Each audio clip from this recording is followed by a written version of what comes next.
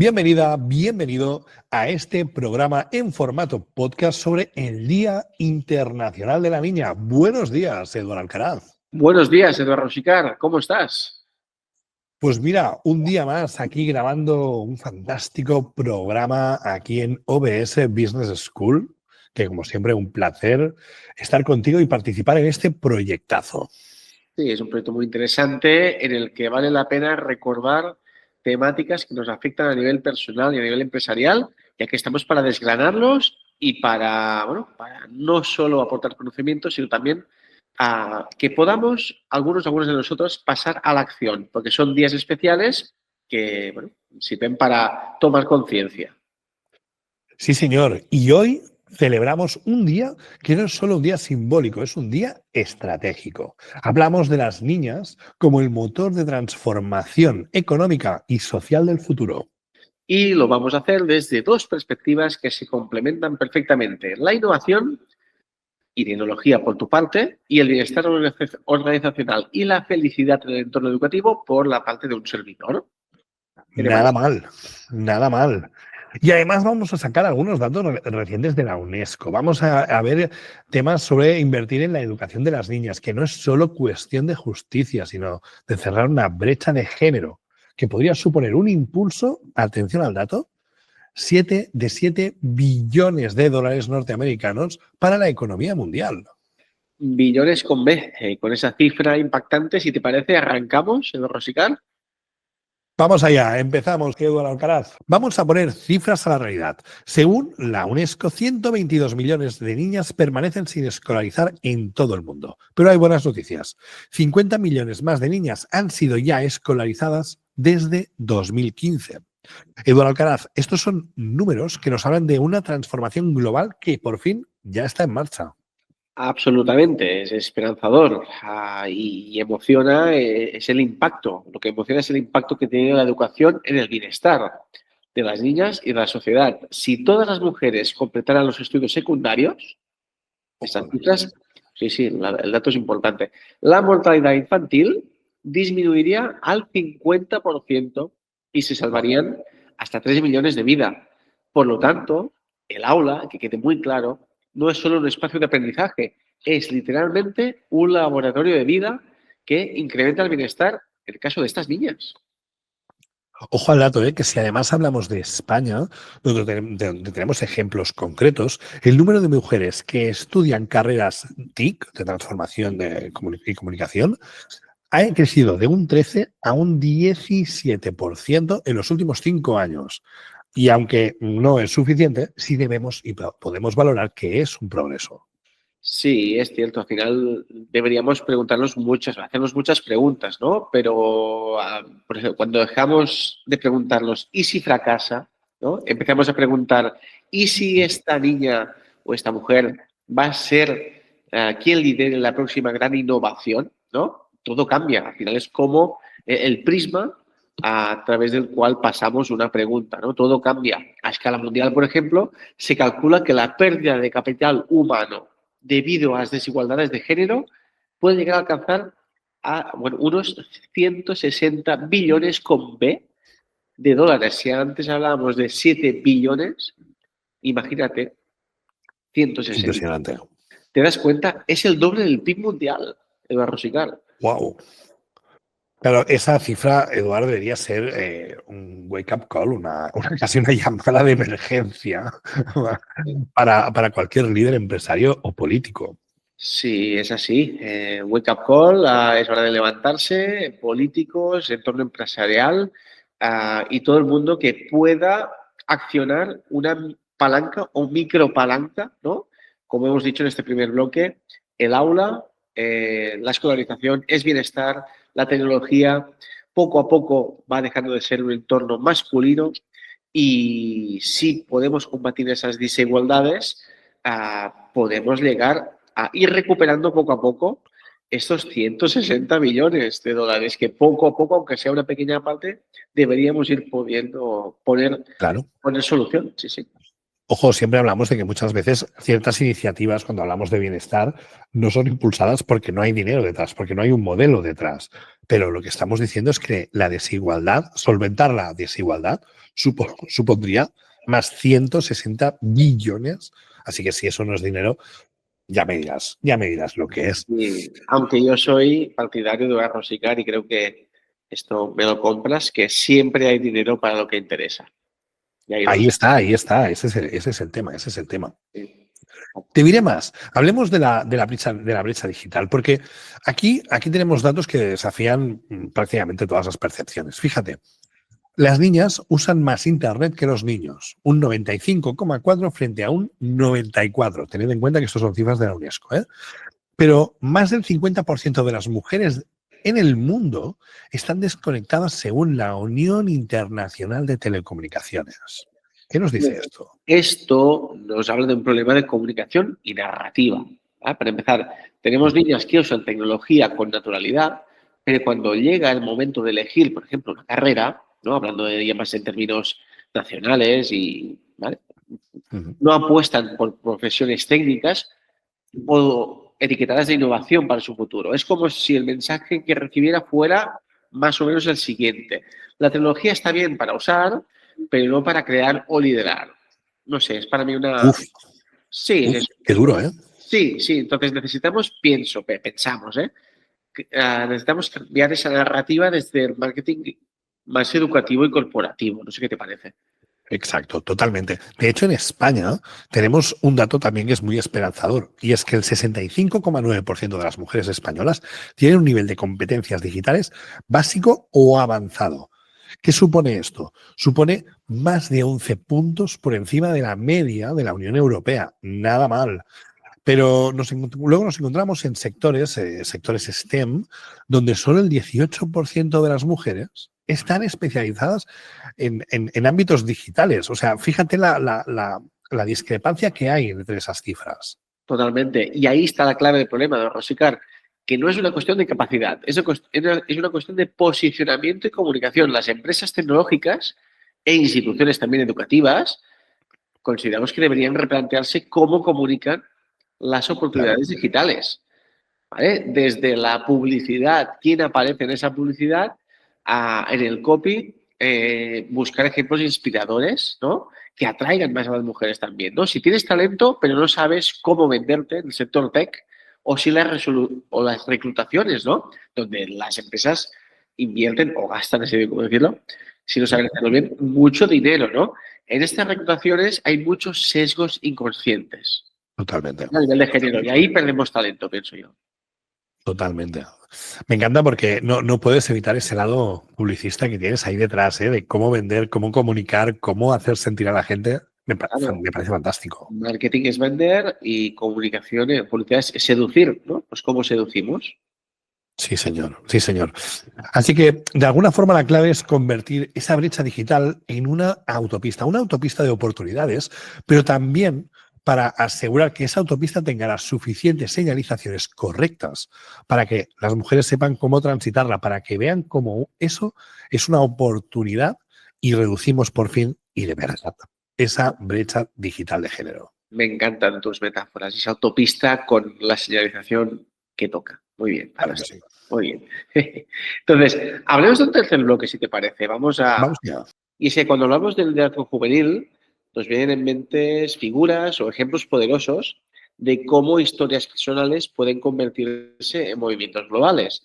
En el caso de sostenibilidad, que hicimos hace un par de episodios, si no recuerdo mal, Sí, nos viene en mente el caso de Greta. de señora Greta Thunberg, pero en el Día Internacional de la Niña tenemos que poner el foco y queremos poner el foco en el ejemplo de Malala, ¿no? Esa niña que cuando tenía 11 años y vivía en el Valle de Swat en Pakistán, ella quería seguir yendo al colegio cuando los talibanes prohibieron la educación en este país, la educación femenina. Entonces, ¿qué hizo ella? Pues comenzó escribiendo un blog anónimo para la BBC, la cadena BBC, sobre su vida estando bajo el régimen talibán.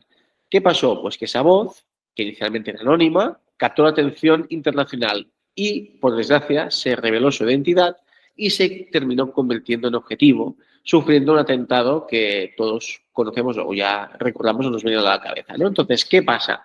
Pues que lejos de silenciarla, Malala se catapultó como un símbolo mundial, ¿no? Y gracias a este símbolo ha podido consolidar la estructura de su fundación, Malala Fund. Y Malala Fund, pues nos llega muy buenas noticias, ese storytelling perfecto, ¿no? Que hasta la fecha ha podido conseguir financiación para que hasta 130.000 niñas puedan acceder a esa educación, en este caso secundaria, ¿no? Entonces, Qué bueno. eso es muy bonito y esto cobra especial relevancia cuando vemos que eso que denunciaba en su día esa Malala niña, ¿no? Esa Malala de niña, hoy vuelve a replicarse, pero por desgracia en otro país, Afganistán, donde ahora mismo 3 de cada 4 niñas, el 75%, no están escolarizadas. Tremendo dato. Y además me llama mucho la atención el que tenga que pasar esto para poder empezar a visibilizar problemas tan evidentes, tan obvios, ¿no? Al final Malala solo quería seguir yendo al colegio. Sí, sí, así es. Pero bueno, al final, por desgracia, no solo en educación, sino en cualquier ámbito, ámbito meteorológico, ámbito de desastres naturales, tiene que pasar algo para tomar más medidas, ¿no? Y como este ejemplo, los que quieras. Sí, señor, totalmente de acuerdo.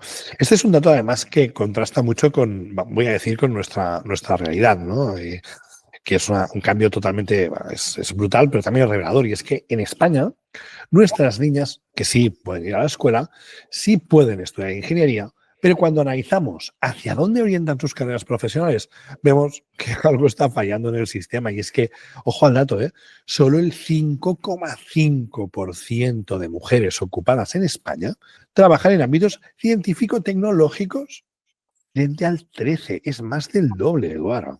Claro, y a nivel comunicacional, entramos en una paradoja, ¿no? Las mujeres menores de 30 años que se dedican a ocupaciones del ámbito STEM alcanzan el 9%, pero este porcentaje baja aún más, este porcentaje, al 7% entre las mujeres de 30 y 44 años. Eso no es solo un problema de conciliación, ¿de acuerdo? Lo que implica la mujer, y es una problemática que siempre está encima de la mesa. Es un problema de cómo las empresas comunican esas oportunidades. Volvemos a insistir en eso, ¿no? ¿Qué mensajes están recibiendo las niñas de hoy sobre su futuro profesional en el ámbito científico, por ejemplo, en este caso? ¿Les estamos mostrando que pueden ser madres y líderes tecnológicas o que tienen, o tienen que elegir entre una cosa a la otra, ¿no? Es esa dicotomía, ¿no? No es necesaria esa dicotomía, ¿no? Cierto, y por eso necesitamos referentes que muestren que ser madres y ser líderes en empresas tecnológicas no son para nada incompatibles. Y si aquí, de alguna manera, Eduardo, tú y yo podemos actuar como referentes globales, como canal, como altavoz, Sí. como representación de OBS Business School, creo que es una labor que debemos hacer. Y te diré más, tú y yo creo que tenemos dos referentes en nuestras respectivas casas. Somos... Sí.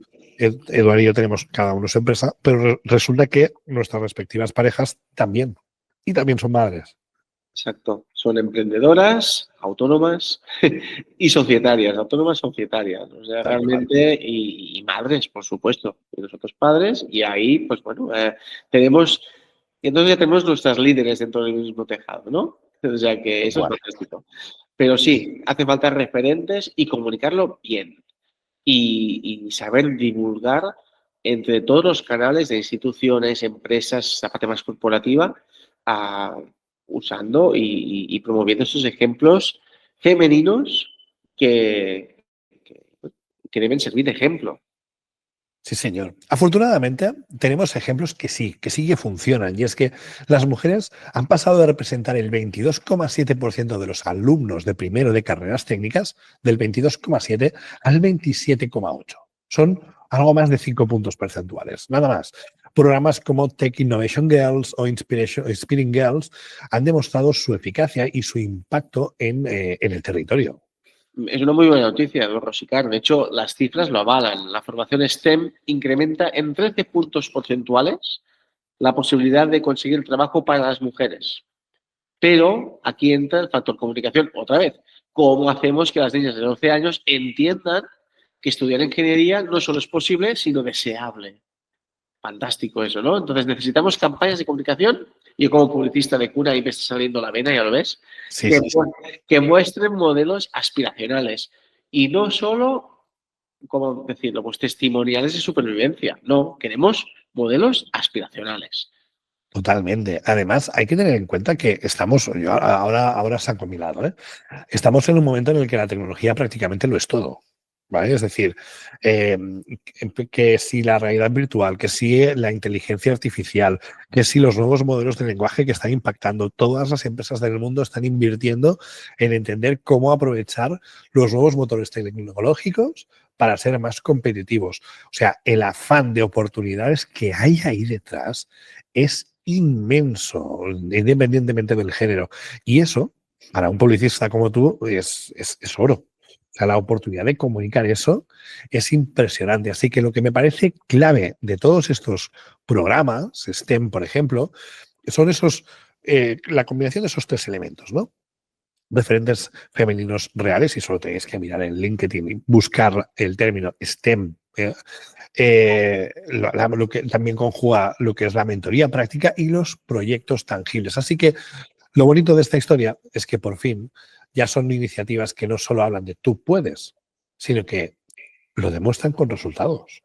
Así está, así está. Y desde el punto de vista de marketing y comunicación empresarial, estas iniciativas crean lo que llamamos círculos virtuosos de percepción, porque al final nos movemos por percepciones, ¿no? Y una niña que ve a una mujer ingeniera como algo normal, Sí, señor. debería Sí, verlo señor. normal en los medios, en la publicidad y en las campañas corporativas, ¿cómo crecerá? Pues crecerá pensando que ella también puede serlo, ¿vale? Es hacerlo más seductor, no solo tomar y plasmar ahí delante los ejemplos, esos testimoniales, no. Queremos que las niñas crezcan pensando que ella puede serlo y puede serlo igual que lo es un hombre, ¿no? Y el problema es que muchas empresas siguen comunicando con estereotipos inconscientes, muchos de ellos. Además, los datos lo confirman. Es decir, en los estudios de ingeniería, industria y construcción, las mujeres han crecido 3 puntos porcentuales en 5 años, pasando de un 29 a un 32%. Estamos de acuerdo que vamos por el buen camino, pero son cifras, pues, bueno, evolución positiva, pero muy quiet, ¿eh?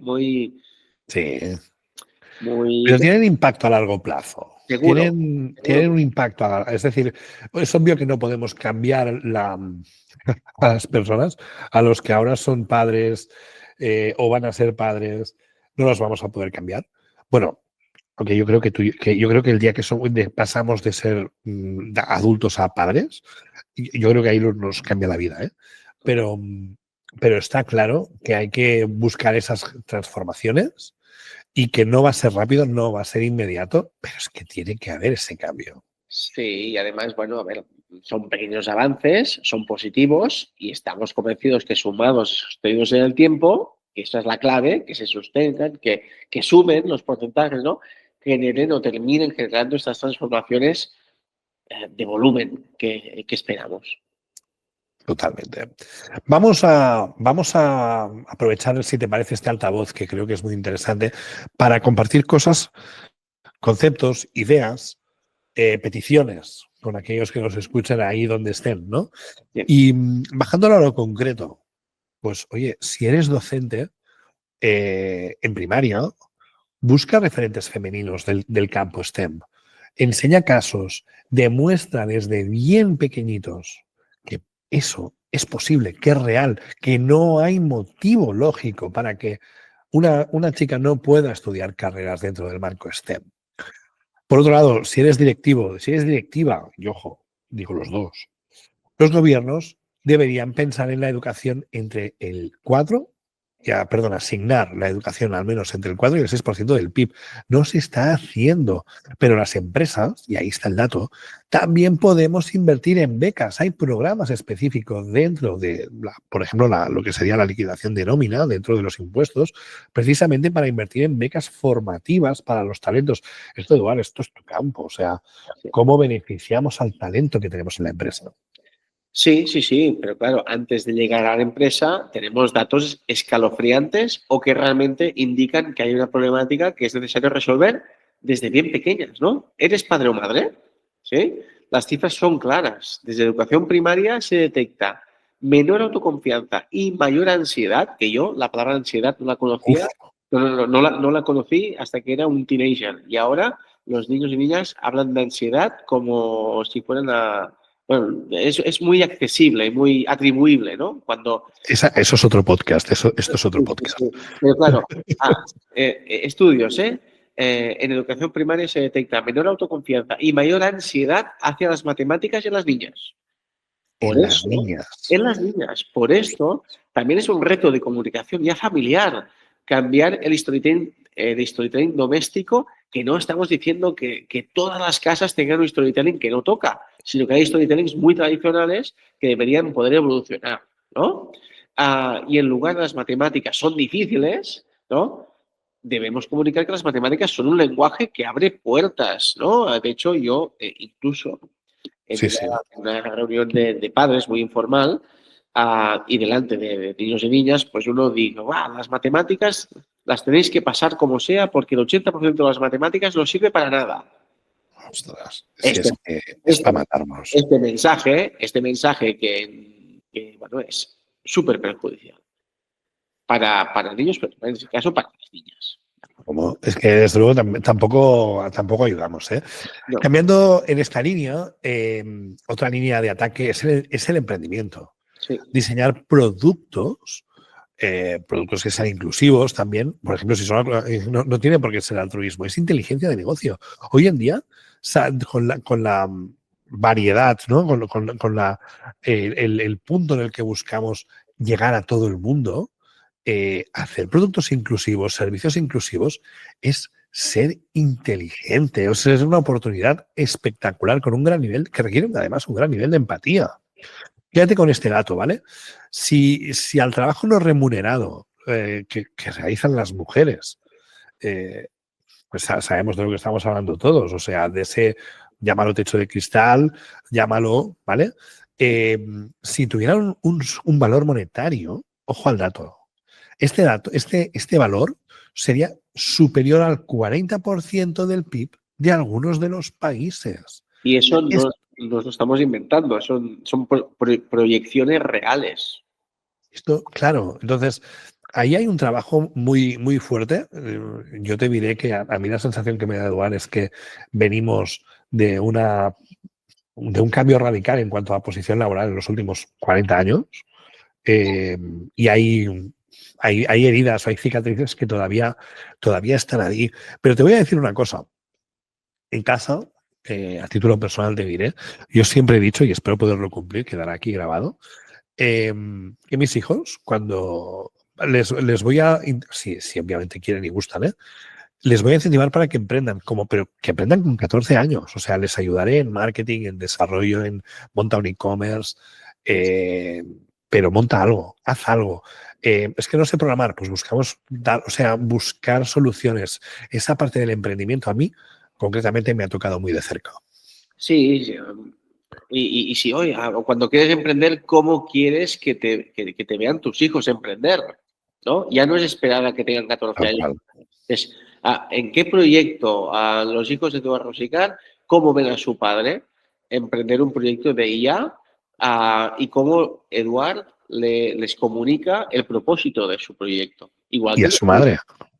por supuesto, y cómo tu hija te ve emprender en digital y en nuevas tecnologías, ¿no? Totalmente. Entonces, ese storytelling lo tienes ahí, ¿vale? Entonces, lo mismo con Felicitat. Yo tengo 2 varones, pero bueno, esto ya no es el título, bueno, se aleja un poco del título a nivel de género, pero eh, pregunta, ¿cómo quieres que te vean tus hijas cuando emprendes?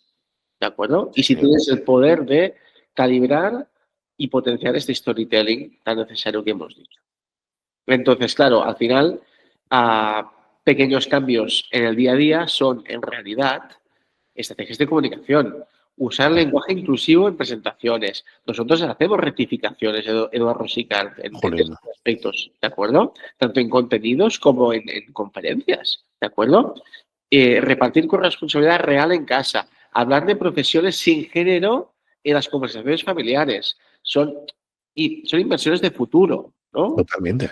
Que al final lo que sirven es para crear esas nuevas narrativas tan necesario para que esas niñas preadolescentes digan, pues sí, pues vamos a tener curiosidad para explorar todo este parte STEM, ¿no? Y curiosear para otros campos que tienen etiqueta, siguen teniendo etiqueta masculina. Totalmente. Y de hecho creo que has dicho la palabra clave, ¿eh? Curiosidad. O sea, incentivar la curiosidad. Yo creo que esa es lo que buscamos. Pero que al final no olvidemos que todo esto es por una visión clara. Y es que invertir en las niñas es el futuro de todos. Para invertir en las niñas sí, en el futuro de todos, así es. Totalmente. Para cerrar, Eduardo, si te parece, vamos con 3 datos para no dejarlos ahí en el limbo. 1. Queremos cerrar la brecha digital de género y teniendo en cuenta que eso podría ahorrar más de 500.000 millones de dólares solo en los próximos 5 años. Primer dato. Segundo dato. La tecnología debe ser una aliada segura y no una barrera. Yo creo que ha quedado claro. Clarísimo. Y 3. Cada niña que accede a educación STEM de calidad multiplica el impacto en su comunidad. Fantástico. Me han gustado las 3. La tercera, sobre todo. Sí, yo creo que ahí hay un efecto multiplicador, hay un efecto de escalabilidad que es relevante que trabajemos con ello. Yo creo que nos quedamos con 3 ideas claves para terminar este podcast que nos invitan a la reflexión. Sí. Sí, sí.